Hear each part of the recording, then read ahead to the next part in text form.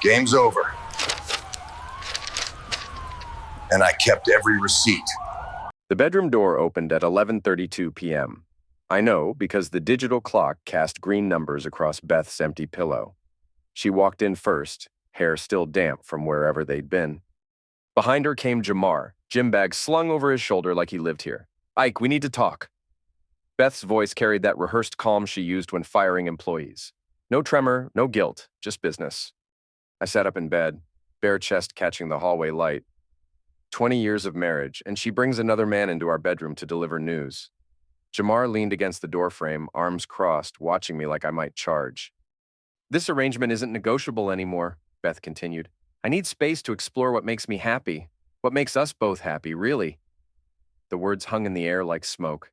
Arrangement. Like our marriage was some kind of contract she'd decided to modify without my signature. I counted Jamar's tattoos, 7 visible ones, including the barbed wire around his bicep that screamed 2005. His gym clothes looked expensive. Designer sneakers that cost more than my work boots. Beth had good taste in everything except loyalty. "You don't have anything to say?" Beth tilted her head, genuinely surprised. "I heard you." Jamar shifted his weight. "Look, man, this doesn't have to be. Don't." I held up one finger. "Don't say a word in my bedroom." Beth stepped closer to the bed. "Ike, I know this is hard, but where are you sleeping tonight?" "We'll figure it out." I nodded toward the door. "Figure it out somewhere else." They exchanged a look, some silent conversation I wasn't part of. Beth grabbed clothes from the dresser while Jamar watched me like I might explode, but I just sat there memorizing details. The way she chose her sexiest underwear from the drawer. The way he touched her lower back possessively. The way neither of them seemed embarrassed. After they left, I heard Beth's car start in the driveway. Not Jamar's truck, which meant he'd driven here with her. They'd planned this moment down to the transportation. I smiled when the lock clicked. Amazing what you can build from rubble. Dawn broke gray over Parish Electric's yard. I'd been here since 5, going through invoices while coffee turned bitter in my thermos. 27 trucks parked in neat rows, each one carrying my name in blue letters. My father started this company in 1987. I'd inherited it, grown it, bled for it. The office door chimed when Tommy walked in, tool belt already strapped on. "Morning, boss. We still doing the Martin Street job today?" I looked up from a permit application dated 3 days ago. Jonah's signature sprawled across the authorization line, bold as always. Problem was, I'd never signed off on Martin Street. Neither had our safety officer. "Tommy, when did Jonah last talk to you about new jobs?" "Yesterday morning. Said the city fast-tracked Martin Street. Needed 2 crews by noon." Tommy scratched his beard. "Something wrong?" I held up the permit. "This signature isn't mine." Tommy leaned over the desk. He'd worked for us 12 years, knew both parish signatures better than most bank tellers. His face went tight. "That's Jonah's handwriting trying to look like yours." My phone buzzed. Marina Cole from City Permitting. "Ike, we've got a problem with your Riverside project. Inspector found code violations that should have been caught weeks ago." "What kind of violations?"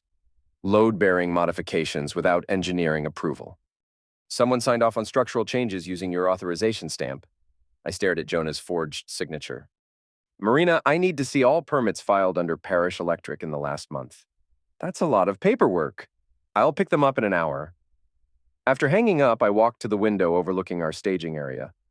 Jonah stood next to his black BMW, talking on his phone and gesturing with his free hand. Even from 50 yards away, I could read his body language. Aggressive, defensive, selling something to someone who wasn't buying. The signature was my brother's. The date was yesterday. Beth called while I was driving to City Hall. "Ike, I know last night was awkward." "Is that what we're calling it?" "I want to explain. Sylvie says there's a healthy way to handle this. She's been researching open marriages for her podcast." I almost laughed. "Sylvie Brennan, marriage expert, 3 divorces and counting." "This isn't about hurting you," Beth continued. "It's about honesty. About both of us getting what we need." "What do you need?" "Freedom, excitement, the chance to explore who I am outside this suffocating arrangement." There was that word again, arrangement. "And Jamar gives you that? He makes me feel alive, Ike." "When's the last time we felt alive together?" I pulled into the city parking lot. Marina's office was on the second floor, overlooking the river where ships used to dock back when the city mattered. "I'm listening," I said. "Really? Tell me about this open marriage idea." Beth's voice brightened. "It's not about replacing what we have, it's about expanding it. Sylvie says most marriages fail because people try to get everything from one person. But if we're honest about our needs, and my needs don't matter? Of course they do. You could explore too if you wanted." The parking meter ate my quarters. "So I get to watch you with him, and in exchange I can find my own Jamar?" "It's not about watching. It's about trust and communication and..." "Beth? Yeah? If it's open, it's on paper." Sylvie's backyard barbecue felt like a setup from the moment I walked through the gate. Too many couples I barely knew, too much forced laughter, too much wine flowing at 3 in the afternoon. Beth wore the red dress I'd bought her for our anniversary last year. Jamar worked the crowd like he owned the place. Personal trainer confidence, easy smile, firm handshakes all around. He'd changed from last night's gym clothes into khakis and a polo that showed off his build without being obvious about it. I grabbed a beer and found a spot near the fence where I could watch without participating. "Ike!" Sylvie materialized with a wine glass and too much enthusiasm. "I'm so glad you came. This is exactly what healthy communication looks like." "Is it?"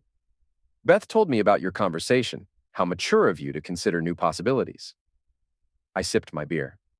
"What possibilities?" "Well, exploring your authentic selves within the framework of committed partnership."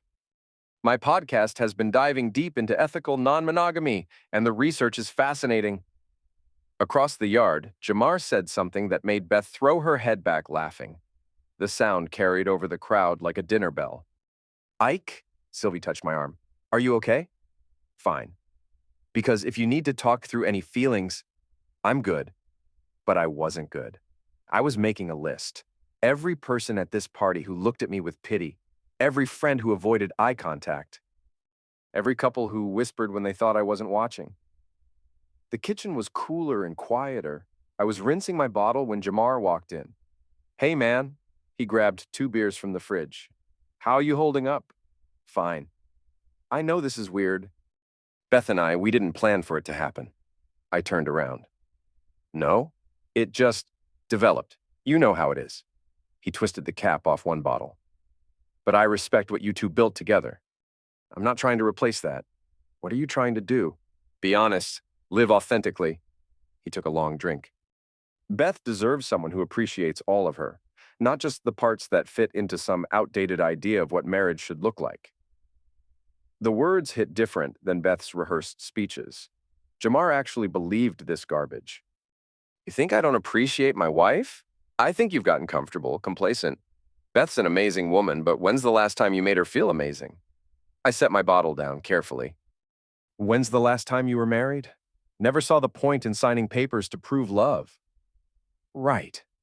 Look, I get it. This challenges everything you were taught about relationships. But maybe what you were taught was wrong." The kitchen felt smaller. Jamar was bigger up close, younger, hungrier. The kind of man who'd never changed a diaper or held someone's hair while they threw up from chemo. The kind who thought love was a feeling instead of a decision you make every morning for 20 years. "Maybe," I said. He smiled, mistaking agreement for surrender. "Beth said you're being really cool about this." "That takes strength." Through the window, I watched Beth animated conversation with 2 women I didn't recognize. Her hands moved when she talked, wedding ring catching sunlight, still wearing it at least.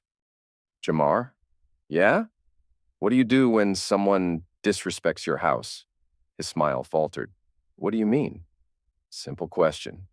Someone comes into your space, takes your things, treats you like you don't matter. What do you do?" "I guess it depends." "No, it doesn't depend. You handle it." The kitchen went quiet except for the refrigerator humming and distant party chatter. Jamar set his beer down. "Are you threatening me?" "I'm asking what you'd do." "I'd protect what's mine." I nodded. "Good answer." We stared at each other across Sylvie's granite countertop. Jamar's jaw tightened, shoulders squaring up like he was getting ready for something. But I just smiled and walked back outside. He laughed first. I just took attendance. Rain turned the streets into black mirrors. I followed Beth's taillights through downtown, keeping 2 cars back like they teach in detective movies. She drove fast, confident, taking turns without signaling. Jamar's truck stayed close behind her. They parked in front of a converted warehouse near the river. Expensive area, all loft apartments and art galleries. The kind of neighborhood that used to house factory workers, now home to people who thought manual labor was a character flaw. I killed my engine and watched them disappear into the building. Lights came on in a third-floor window. Shadows moved behind white curtains, close together, separating, coming together again. My phone buzzed with a text from Beth. "Working late tonight, don't wait up." I typed back, "Stay safe." Then I called the city assessor's office. After hours, but I knew the night guy. "Eddie, it's Ike Parrish. I need a property lookup." "Little late for real estate research, isn't it?" "Humor me. 447 Riverside Drive, Unit 3C. Keys clicked over the phone. "Here we go. Purchased 18 months ago. Cash deal. Owner of record is..." Pause. "Huh. Jonah Parrish. That your brother?" I stared up at the lit window where my wife was undressing for another man in my brother's apartment. The loft lease had a second name. Jonah Parrish. Dawn at Parrish Electric meant I had the office to myself.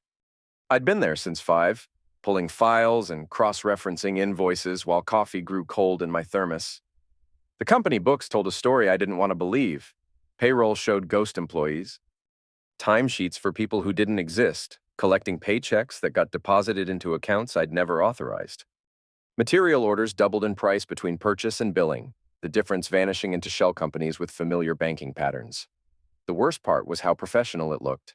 Jonah had always been better with numbers than me. Better with people, too.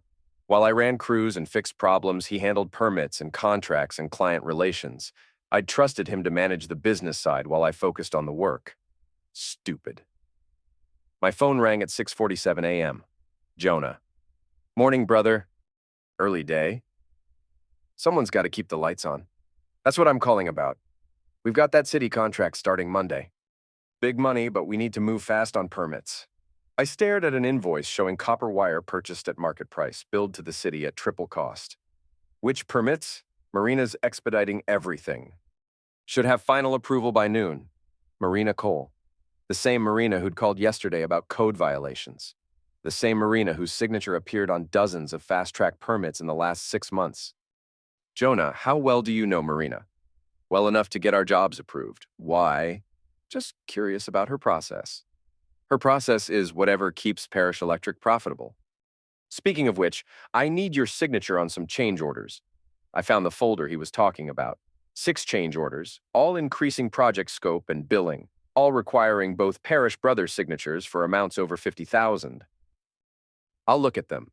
"Today, Ike, we're on a tight deadline." After hanging up, I drove to the Martin Street job site. 2 of our crews had been working since dawn, running conduit through a building that would house the city's new data center.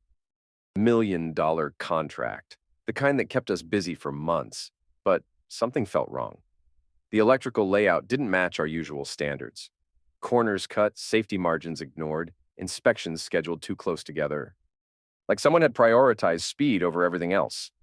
Tommy waved me over to a junction box. "Boss, this doesn't look right." He was correct. The wiring configuration violated 3 separate code sections. Any inspector worth his clipboard would shut us down in minutes. Who approved this layout? Jonah said it came from engineering. Special requirements for the data equipment. I pulled out my phone and called Marina. "Marina, it's Ike Parrish. I need to understand something about the Martin Street permits." "What about them?" "The electrical specifications. Who signed off on the non-standard wiring patterns?" Pause. "Those came from your brother. Said you'd approve them as cost-saving measures?" "I never approved anything." Another pause, longer this time. "Ike, are you saying Jonah acted without authorization?" I stared at the junction box that could eliminate someone if installed wrong. "I'm saying I need to review all Parrish Electric permits filed in the last 6 months." That's a lot of paperwork. "I'll make time." After hanging up, I called the crew chief over. "Shut it down." "Boss?" "All of it. Nobody works until I figure out what we're building." You can't steal a company from a man who wired the walls. City Hall at 8 a.m. meant beating the crowds. I found Marina in her office, surrounded by permit applications and looking like she hadn't slept. Ike, I pulled those files you requested. She slid a thick folder across her desk. 6 months of parish electric permits, each one stamped and approved. I flipped through pages of signatures, authorizations, and code exceptions. Marina, walk me through your approval process. Standard procedure. Application comes in, I verify signatures, check code compliance, issue permits. What about non-standard requests? Those require additional authorization, usually from the project owner or a certified engineer. I found what I was looking for. 3 permits for major code exceptions, all signed by someone claiming to represent Parish Electric's ownership. The signature looked like mine, but the pen pressure was wrong. Too heavy, too deliberate. This signature. It's not mine. Marina leaned forward, studying the document. You're sure? 20 years of signing my name, I'm sure. Her face went pale. If that's a forged authorization, then someone's been filing fraudulent permits using my company's credentials. She grabbed the folder, flipping through pages with growing alarm. Oh God, there are dozens of these. Code exceptions, fast-track approvals, safety waivers. All forged? If your signature is forged, then yes. And that means every project using these permits is... She stopped, calculating the implications. Illegal? Worse, unsafe. We'd have to shut down every active job, investigate every completed project, potentially revoke Parish Electric's licensing entirely. I felt the walls closing in. Months of work, millions in contracts, dozens of employees depending on paychecks. All of it built on fraudulent permits that could destroy the company overnight. Marina, if I cooperated with an investigation, if I helped identify who forged these signatures, would that matter? It might. But Ike, the damage is already done. Even if you're innocent, Parish Electric's reputation, what if the person who forged these signatures was also stealing from the company, embezzling funds, creating ghost employees, inflating material costs? She stared at me. Do you have proof? I'm working on it. Because if you could demonstrate that you were also a sufferer, that someone was defrauding both the city and your company, then what? Then maybe we could work something out. Controlled demolition instead of total destruction? I stood to leave, folder in hand. Marina? Yeah. How long have you known my brother? Her face flushed. What do you mean? Simple question. How long? We've worked together on city projects for maybe 2 years. Worked together how? The silence stretched between us. Marina's fingers drummed against her desk, eyes anywhere but on me. Marina, we've had dinner a few times. Discussed upcoming projects, permitting strategies. Dinner. It's not what you think. What do I think? That there's some kind of conspiracy, that I'm helping Jonah circumvent regulations for personal reasons. I waited. Okay, we've been seeing each other, but that doesn't mean I've compromised my professional standards. Seeing each other how long? 8 months. 8 months. Right around when the permit irregularities started. Right around when Jonah began pushing aggressive timelines and cost-cutting measures. Does he pay for dinner? Sometimes. Cash or credit? Marina's jaw tightened. I don't see how that's relevant. Answer the question. Cash. He always pays cash. I nodded and headed for the door. Thanks for your help, Marina. Ike, wait. This doesn't have to get complicated. I turned back. Complicated how? If you're planning to report Jonah, if you're thinking about involving internal affairs or the district attorney, maybe we should discuss options. What kind of options? Quiet resolution. Jonah stops filing permits, you both restructure the company, everybody moves forward without destroying careers. Whose career are you worried about? She didn't answer. Leave it as is, I said. Let it fail when it counts. Back at Parish Electric, the phones were ringing nonstop. I let them ring while I systematically canceled every signature authorization Jonah had filed without my knowledge. 23 permits revoked with a single phone call to Marina's supervisor. Next, I called our crane rental company. Yeah, I need to cancel the afternoon lift for Martin Street. Mr. Parrish, that equipment's already on site. Cancellation fee is Bill Parish Electric, full rate. Sir, your brother specifically requested... My brother doesn't speak for Parish Electric on equipment rentals. Check your contracts. I hung up and immediately dialed our copper supplier. This is Ike Parrish. I need to modify delivery schedules for all pending orders. What kind of modifications? Delay everything by 72 hours. Cash flow issue. Mr. Parrish, your brother just called requesting expedited delivery on the Riverside project. Rush charges, premium scheduling. Cancel the rush orders. Standard delivery only. Sir, this is going to cause significant delays on your active jobs. I understand. By lunch, the phone sounded like a house on fire. The drawbridge over Miller Creek was built in 1943, back when ships actually used the river. Now it mostly carried foot traffic and the occasional city worker checking the machinery. Perfect place for a private conversation. Jonah was waiting when I arrived, leaning against the rail like he owned the view. His BMW sat in the small parking area, still running. You've been busy today. I joined him at the rail. Below us, brown water moved slowly toward the lake, carrying debris and secrets. Just cleaning house.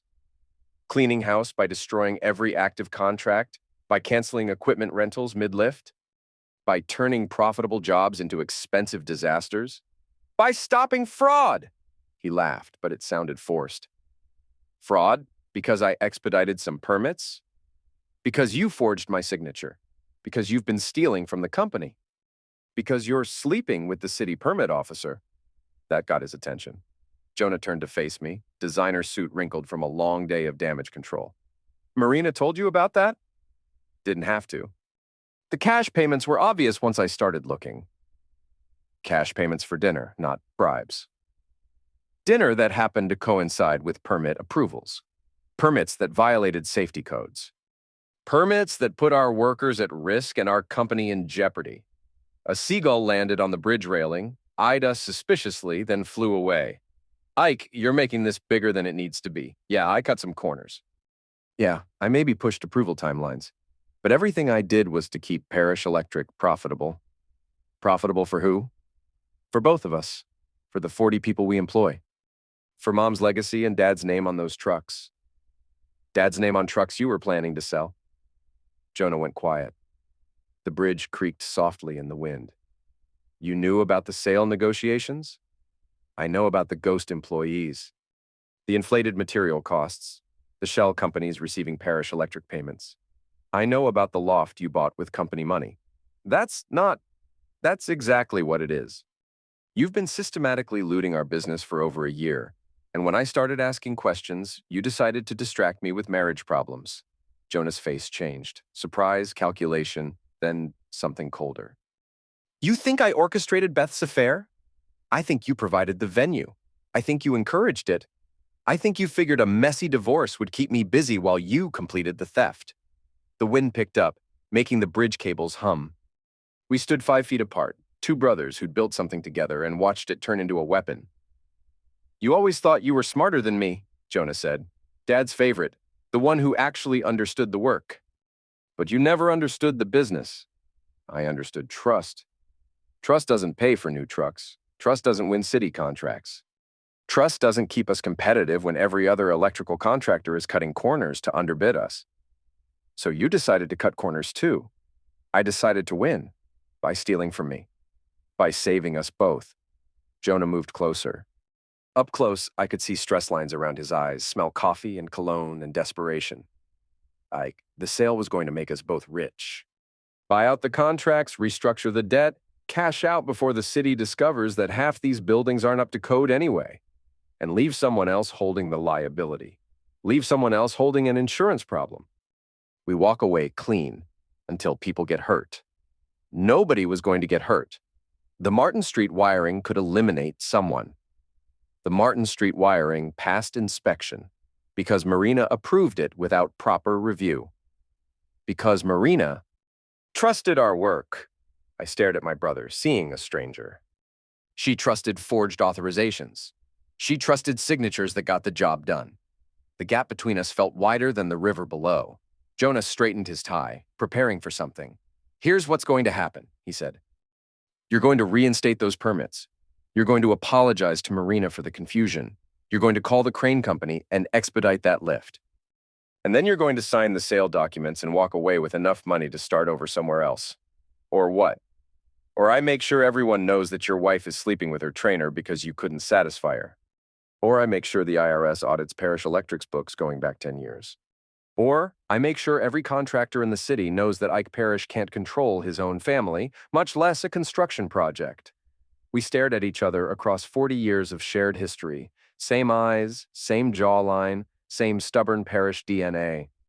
But somewhere along the way, we'd become different species. Jonah? What? I smiled. You just turned the lights off on yourself, brother. Beth's social media posts started that evening. Inspirational quotes about authentic living and breaking free from limiting beliefs. Photos of her and Jamar at coffee shops and art galleries, tagged with hashtags like #modernlove and #choosinghappiness. The comments came fast. Friends and acquaintances offering support, asking what happened, speculating about our marriage. Beth responded to everyone, explaining her journey toward authentic expression and thanking people for their understanding. Sylvie's podcast dropped the next morning. Breaking the Monogamy Myth, One Woman's Brave Journey Beyond Traditional Marriage. Beth was the featured guest, discussing her decision to prioritize emotional honesty over social expectations. I listened to the whole thing while driving to job. Sites making notes about timeline inconsistencies and factual errors. They painted me as controlling, jealous, unable to evolve with modern relationship dynamics. Beth described feeling suffocated by outdated masculine expectations and liberated by Jamar's emotional availability. The episode got shared hundreds of times. Parish Electric's office phone started ringing with cancellation requests. That afternoon, I drove to Mom's house. She was waiting on the front porch with iced tea and disappointment. Sit down, Isaac. I'd been Isaac only when in trouble. Ike was her good boy. Isaac was the one who needed correction. I heard about Beth. What did you hear? That she's moved out, that there's another man, that you're handling it poorly. Handling it how? Jonah says you're destroying the company out of spite. Canceling contracts, alienating city officials, driving away business. I sipped tea that was too sweet and looked at the yard where Jonah and I used to throw footballs. Dad would watch from this same porch, calling out corrections and encouragement. Mom, what do you know about Parish Electric's finances? I know your father built that company to provide for his family. I know he'd be heartbroken to see you and Jonah fighting over money while it falls apart. What if Jonah was stealing from the company? I'd say that's an ugly accusation to make about your brother. What if I could prove it? She set down her glass. Isaac, your marriage is falling apart. Your business is in chaos. Your brother is trying to hold things together while you throw tantrums. Maybe the problem isn't everyone else. Maybe it is. Listen to yourself. You sound paranoid, angry. Like someone looking for anyone to blame except the man in the mirror. A squirrel ran across the power lines overhead, balancing on cables I'd helped install 15 years ago. Dad had been proud of that job. City contract, good money, work that mattered. Mom, if you had to choose between me and Jonah, who would you pick to run Parish Electric? I'd pick the son who puts the company first. Who thinks about 40 employees and their families? Who doesn't let personal problems destroy everything your father built? Even if that son was a thief? Especially if the other son was a fool. I left her porch lighter. I'd put that weight on them. The emergency board meeting was scheduled for Tuesday morning in the conference room Jonah had renovated last year. Glass table, leather chairs, motivational posters about teamwork and excellence. Very corporate for a company that started in Dad's garage. I arrived early with 3 boxes of documents: bank statements, permit applications, vendor contracts, payroll records. 6 months of financial archaeology that painted a clear picture of systematic embezzlement. Jonah walked in at exactly 9 o'clock, followed by our lawyer and accountant. Both men I'd known for years, both looking uncomfortable. Gentlemen, I said, thank you for coming on short notice. Our lawyer, Pete Morrison, cleared his throat. Ike, Jonah explained the situation. Before we begin, I want to emphasize that Parish Electric's interests should guide this discussion. Agreed. I opened the first box and pulled out bank statements. A Parish Electric currently maintains 6 checking accounts, 3 savings accounts, and 2 investment accounts. All require dual signature authorization for withdrawals over $5,000. The accountant, Dave Chen, nodded. Standard procedure for partnerships, except that 18 unauthorized withdrawals occurred in the last 6 months. Total value, $412,000. I slid printouts across the table. Jonah's face stayed neutral, but his fingers drummed against the leather armrest. These withdrawals were authorized, he said. Operating expenses, equipment purchases, payroll advances. Show me the receipts. Silence. Dave, you handle our books. Did Jonah provide documentation for these withdrawals? The accountant shifted in his chair. Some documentation was delayed, meaning non-existent, meaning I'm still reviewing. Dave, I opened the second box. Here are vendor receipts for every legitimate parish electric expense in the last 6 months. Cross-reference them with bank withdrawals and tell me what you find.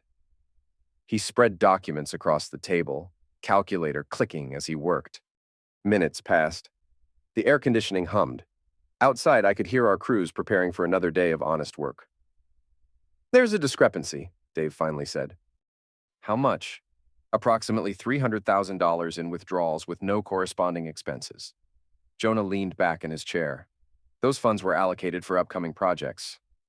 Equipment deposits, permit fees, material advances. I opened the third box. These are permit applications filed under Parish Electric's license. Notice anything unusual? Pete studied the documents. Some of these signatures are forgeries. My brother has been filing fraudulent permits, creating safety violations, and compromising our professional reputation. That's a serious accusation, Pete said. It's a provable accusation. I pulled out my phone and played a recording. Jonah's voice filled the room. Marina trusted signatures that got the job done. My voice. She trusted forged authorizations. Jonah's voice. She trusted signatures that got the job done. Pete's face went pale. Jonah, please tell me you didn't just confess to permit fraud. That recording was made without my consent. In a public place where you had no reasonable expectation of privacy, I said. Perfectly legal. Dave was still calculating, adding columns of numbers that didn't balance. Jonah, where did the missing $300,000 go? Investment opportunities. Diversifying Parish Electric's holdings. What kind of investments? Real estate. The loft development on Riverside Drive. I smiled. The loft where my wife meets her lover. The loft that's titled in your name. The loft that was purchased with Parish Electric funds without board approval. The room went quiet except for Dave's calculator and the distant sound of truck engines warming up in the yard. Gentlemen, I said, I'm calling for Jonah's immediate removal as officer and director of Parish Electric. Grounds include embezzlement, fraud, and breach of fiduciary duty. Pete looked miserable. Ike, this is a family business. Maybe there's a way to resolve this internally. There is. Jonah reimburses the company for all unauthorized withdrawals, surrenders his ownership stake, and accepts permanent removal from any operational role. And if I refuse, Jonah asked, then I file criminal charges, civil suits, and regulatory complaints that will destroy Parish Electric entirely. Because if I can't save this company, I'll make sure nobody profits from eliminating it. Jonah stared at me across the glass table that reflected our faces like a funhouse mirror. Two brothers who'd shared everything, now dividing the pieces of our father's legacy. You'd really burn it all down? I'd really burn it all down. Dave cleared his throat. There's also the matter of banking covenants. If Parish Electric is in violation of loan agreements due to unauthorized fund usage, the bank could call our notes, Pete finished. Demand immediate repayment of outstanding balances. How much are we talking about? Jonah asked. $1.2 million, Dave said quietly. Due in 30 days if the bank invokes acceleration clauses. I pulled out the last document from my box. A cashier's check made out to First National Bank. A $1.2 million, I said. Paid in full as of this morning. Jonah stared at the check. Where did you get that money? From the sale of Parish Electric's equipment and inventory to Riverside Construction. They needed trucks and tools. I needed immediate cash. You sold our assets without board approval? I sold my assets with full legal authority as majority owner.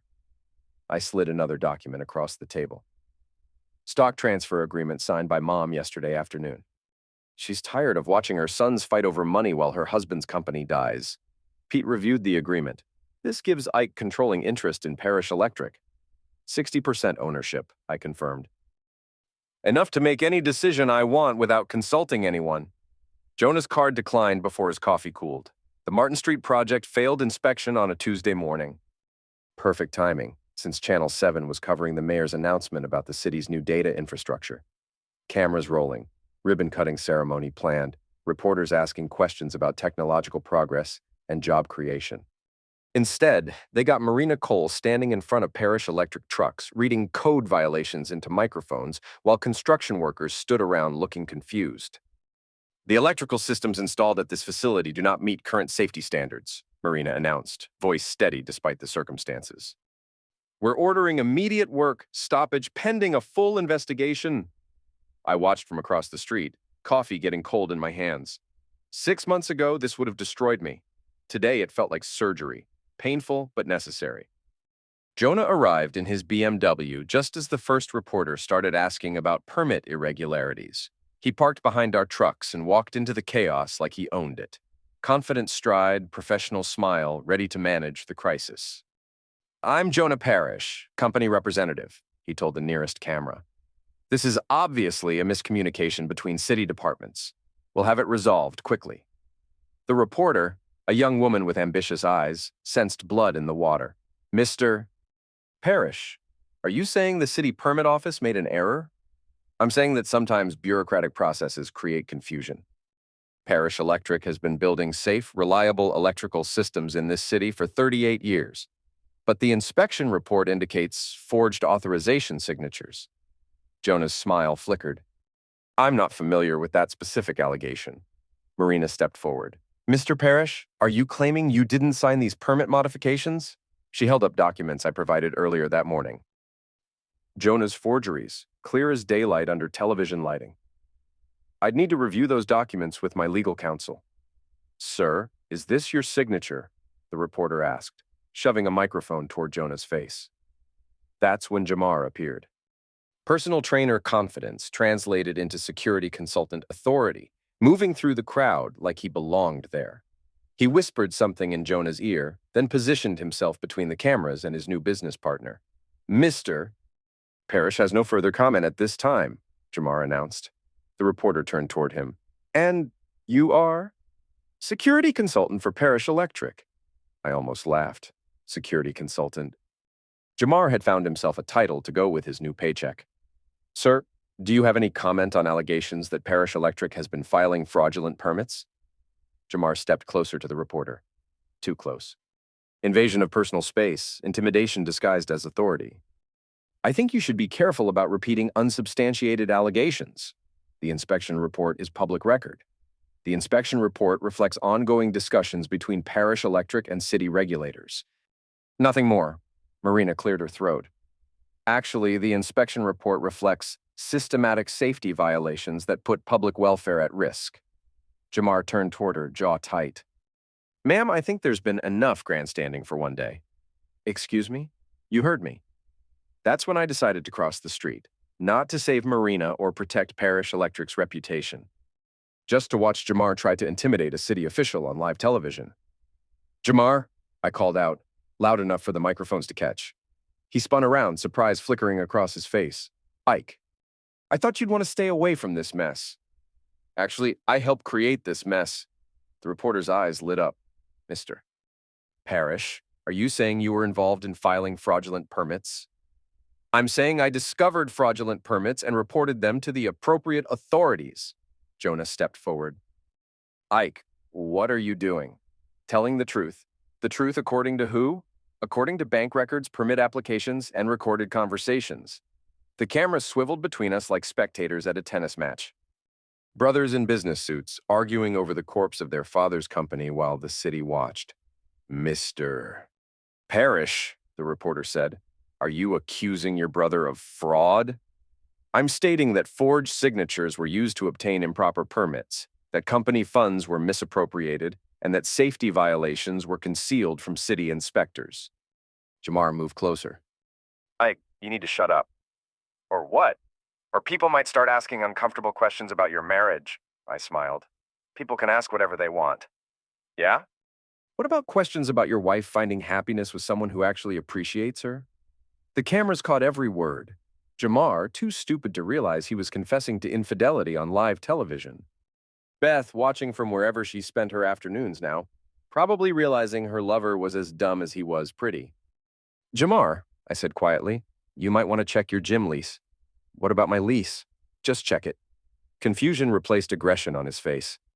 Behind him, Jonah was pulling out his phone, probably calling lawyers or damage control specialists or anyone who might salvage this disaster. Marina stepped between us. Gentlemen, this is neither the time nor the place for personal disputes. You're right, I said. The time for personal disputes was 6 months ago. This is just cleanup. Sir, is this your signature? The reporter asked. The truth about Beth's grand plan came out piece by piece, like a jigsaw puzzle assembled by a blind man. I'd been looking at the wrong picture, focusing on symptoms instead of the disease. It started with a phone call from Dave Chen, our accountant, at 11 p.m. on a Thursday. Ike, I found something in the books you need to see. Can it wait until morning? Not really. It's about Marina Cole. I sat up in bed, suddenly wide awake. What about her? She's been receiving payments from Parish Electric. Monthly transfers, $5,000 each, going back 8 months. Payments for what? That's the problem. No invoices, no service contracts, no documentation. Just transfers to an account in her name. I stared at the ceiling, connecting dots I should have seen earlier. Dave, who authorized those payments? According to the bank records, you did. Send me copies of everything. Already in your email. I hung up and opened my laptop. The bank records were clear, monthly payments to Marina Cole, each one bearing my forged signature, each one processed without my knowledge. But there was something else. A pattern in the timing. The payments always came 3 days after Beth visited the spa.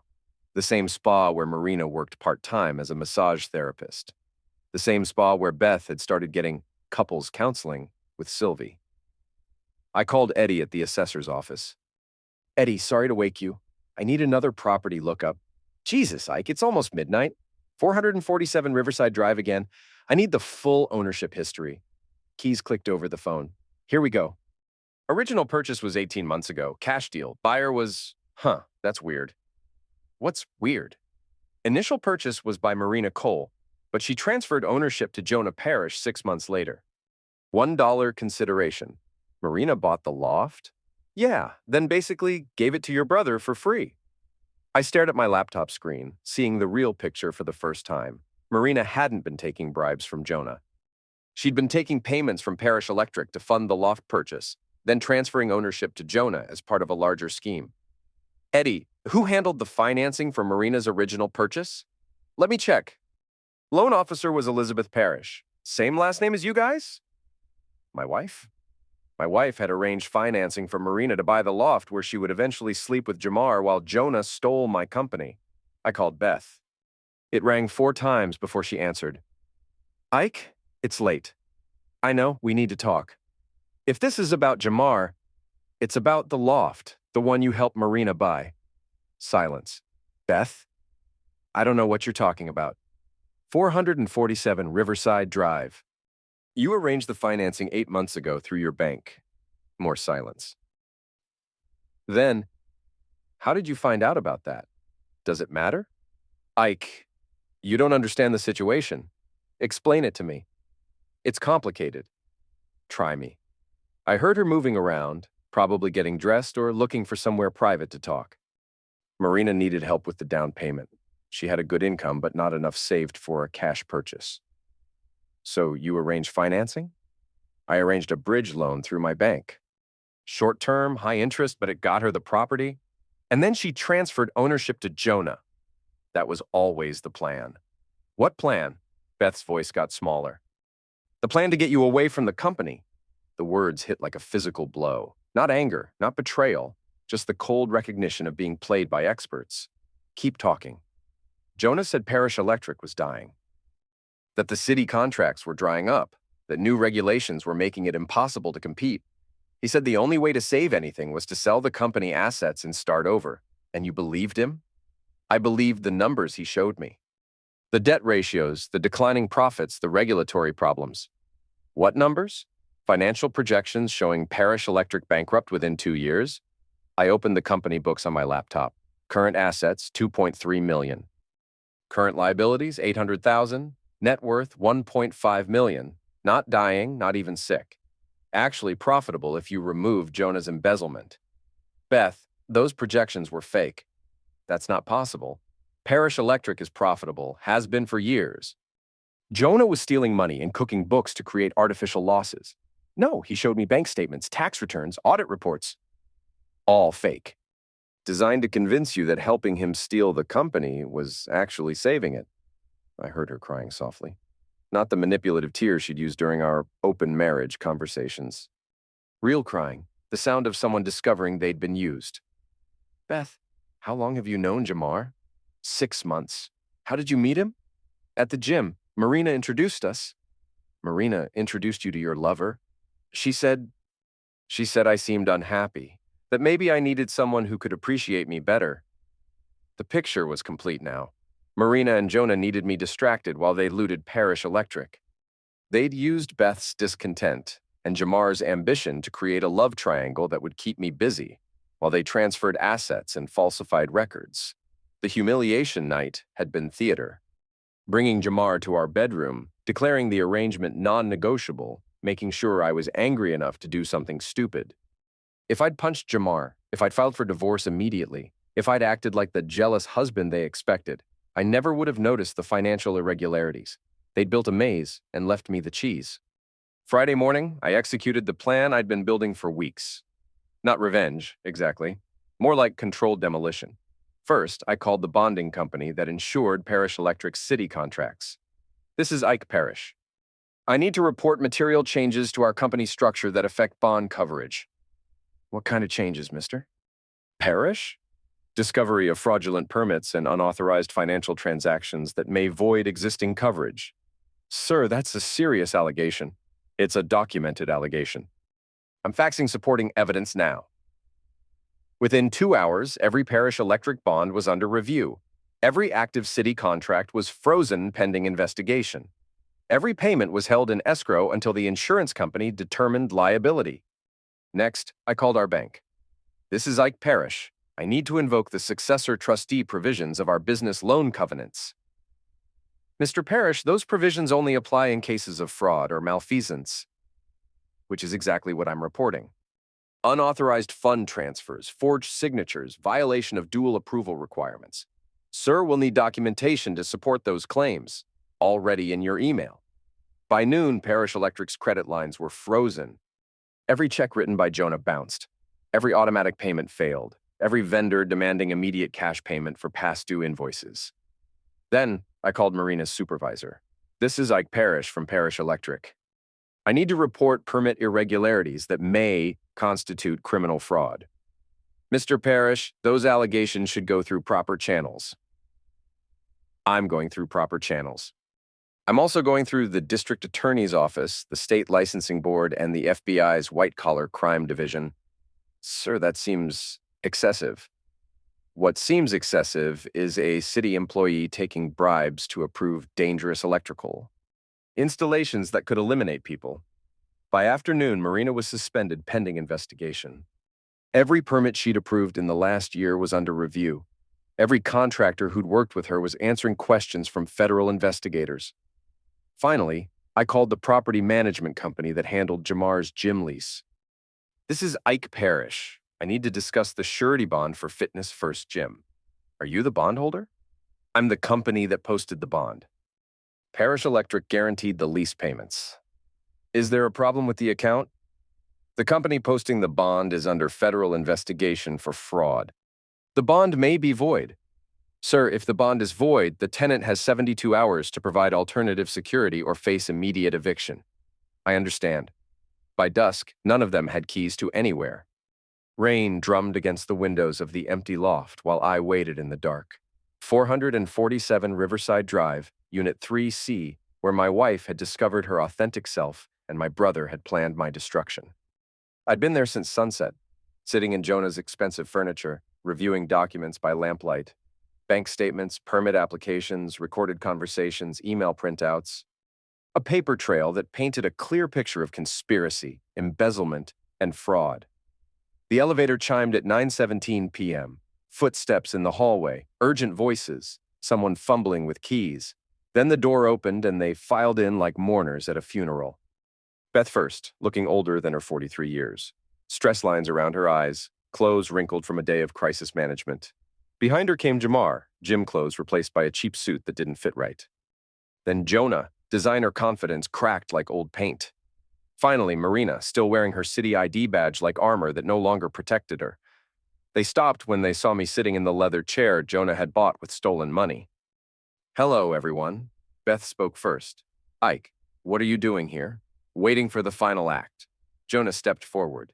"This is breaking and entering. It's visiting property I own." "Check the deed transfers filed this afternoon." Marina pulled out her phone. "I'm calling the police." "Good idea. Ask for Detective Morrison from White Collar Crimes. He's been looking forward to meeting you." Jamar moved toward me, hands clenched. "You think you're pretty smart, don't you?" "Smart enough. Smart enough to destroy your own company? Smart enough to ruin your marriage? Smart enough to make enemies of everyone who ever tried to help you? Smart enough to follow the money?" I stood up and walked to the window overlooking the river. Below us, police lights reflected off wet pavement. 2 unmarked cars and a surveillance van parked across the street. "Beth, did you really think I wouldn't notice $5,000 monthly payments to Marina?" "Those weren't bribes," Marina said quickly. "Those were consulting fees." "For what consulting? Regulatory guidance? Permit strategy? Process optimization?" I laughed. "Process optimization, that's good." Jonah sat down hard in an expensive chair. "Ike, whatever you think you know. I know you've been stealing from Parish Electric for 18 months. I know you forged my signature on dozens of permits. I know you created shell companies to launder embezzled funds. I know you bought this loft with stolen money and gave it to Marina to secure her cooperation. That's not how it happened." "Then how did it happen?" Silence filled the room like smoke. Outside, more police cars arrived. Red and blue lights painted the walls, turning the loft into a crime scene. "Jonah, tell me how it happened." "The company was struggling. Regulations were getting tighter, margins were shrinking, competition was brutal. I found ways to stay competitive. By breaking the law. By bending rules that were designed to protect established contractors from new competition. By putting workers at risk. By keeping 40 people employed." Beth moved to the window. "Oh, God, there are police everywhere." "They're not here for you," I said. "Not yet." "What do you mean?" "I mean, you can still walk away from this. All of you can." Jamar laughed bitterly. "Walk away to what?" "My gym lease is canceled. My business is destroyed. My reputation is shot. Your business was never legitimate. You were being paid to seduce my wife as a distraction while Jonah looted my company." "That's not true." "Prove it." "I don't have to prove anything to you."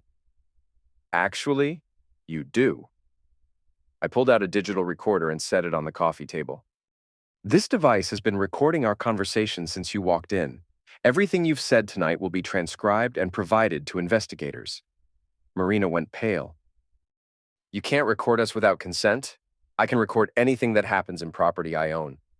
"You don't own this property." "Check the afternoon deed transfers. Marina Cole transferred ownership to Jonah Parrish 6 months ago. Jonah Parrish transferred ownership to Isaac Parrish this afternoon. All legal, all properly filed, all witnessed by a notary public." Jonah stared at me. "I never signed any transfer. You signed a lot of things lately. Power of attorney documents, asset transfer agreements, stock surrender forms. Funny how your signature looks different when you're desperate." "I didn't sign any power of attorney." "You signed them when the FBI offered you immunity in exchange for cooperation." The room went silent except for rain against glass and distant sirens. "That's impossible," Marina whispered. "Is it? Jonah, tell them about your meeting with federal investigators this afternoon." Jonah's face went gray. "I don't know what you're talking about. Tell them about the wire you've been wearing for the last 3 hours." Everyone turned to stare at Jonah, who slowly unbuttoned his shirt to reveal recording equipment taped to his chest. Beth staggered backward. "You fool." "I had no choice," Jonah said. "They had everything. Bank records, forged permits, recorded conversations. They offered me a deal." "What kind of deal?" Marina demanded. "Cooperation in exchange for reduced charges." "Cooperation how?" "Recording conversations, documenting financial transactions, providing evidence of conspiracy."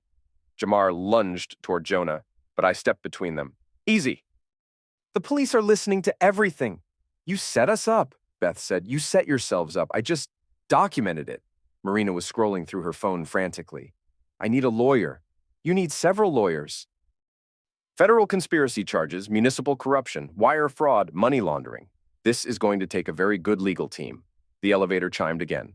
Footsteps in the hallway, but heavier this time. Official. That would be the FBI, I said. The door opened and 3 agents entered, badges visible, expressions professional. Behind them came Detective Morrison and 2 uniformed officers. Ladies and gentlemen, the lead agent announced, you're all under arrest.